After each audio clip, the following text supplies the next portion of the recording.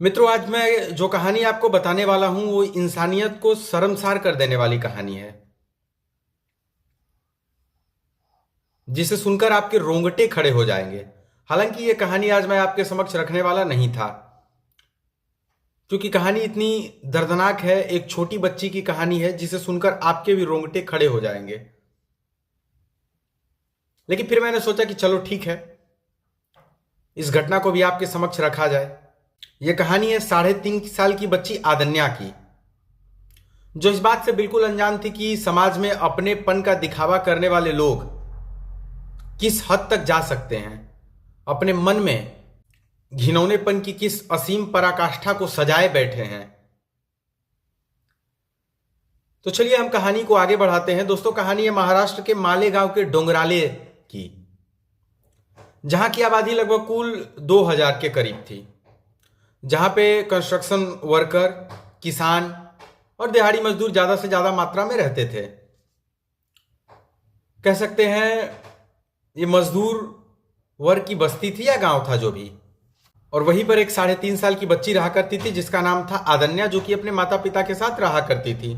आदन्या के पिता एक फोटोग्राफर थे पेशे से, और माता गृहिणी थी जो कि घर संभालने का काम करती थी। और घर में आदन्या की एक छोटी बहन भी थी जो कि करीब 1 साल की थी। घटना 16 नवंबर 2025 की है, जब आदन्या करीब 3 बजे के करीब अपने घर के बरामदे में खेल रही थी, और आदन्या की माँ, दादी और आंटी उसकी छोटी बहन के साथ थे। कुछ देर हो गए, आदन्या के बोलने की आवाज़ उन्हें सुनाई नहीं दी। आदन्या की आवाज़ उन्हें सुनाई नहीं दी तो सोचे कि चलो आसपास में गई होगी खेलने, जो कि रोज जाती थी। आसपास के बच्चों के साथ खेल रही होगी घर के बाहर ही। लेकिन 35 से 40 मिनट हो गए तो लोगों को थोड़ी चिंता हुई, घर वालों को। तो घर वाले अब पहुंचते हैं आसपास में जहां पे बच्चे खेला करते थे, घर के पास में। तो घर वाले पहुंचते हैं, लेकिन आदन्या उन्हें नहीं मिलती है।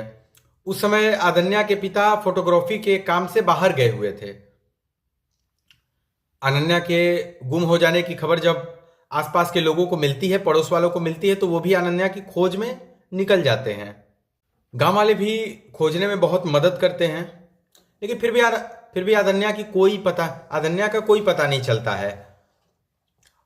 अब क्या होता है कि शाम के लगभग 6-6:30 बजे के करीब, जैसे जैसे शाम हो रही थी, आदन्या के मिलने की जो उम्मीद थी वो धीरे धीरे खत्म होती जा रही थी।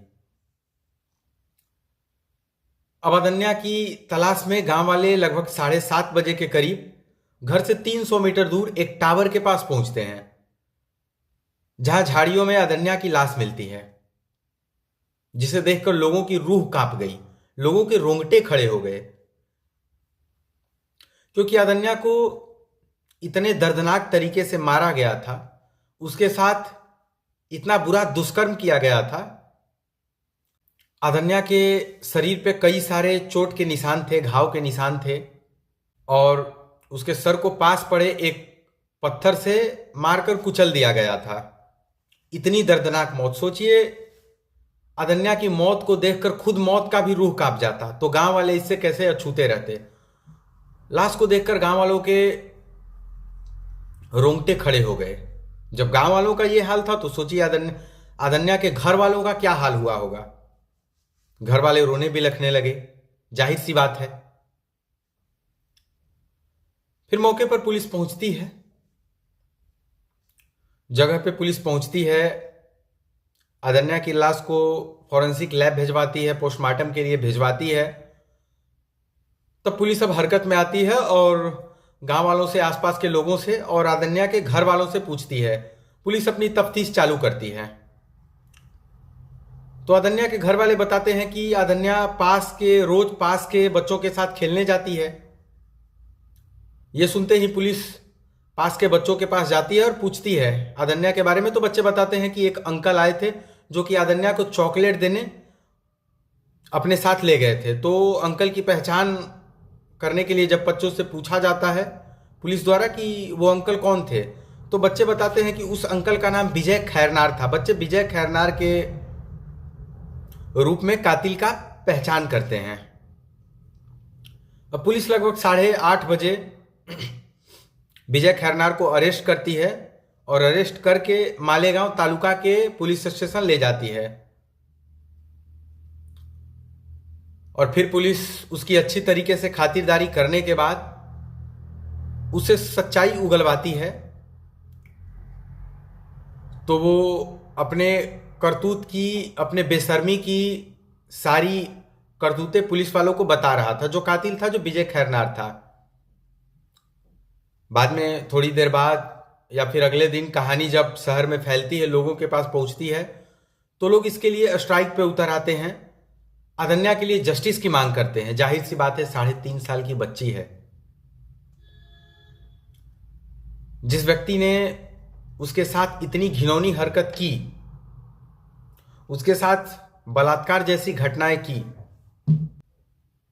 इस घटना को सुनने के बाद तो लगता है कि उस व्यक्ति को फांसी की सजा देनी चाहिए। इसी मांग में, इसी जस्टिस की मांग में जो मजदूर वर्ग थे, शहर के लोग थे, आस पड़ोस के लोग थे, सारे लोग स्ट्राइक पे उतर आए।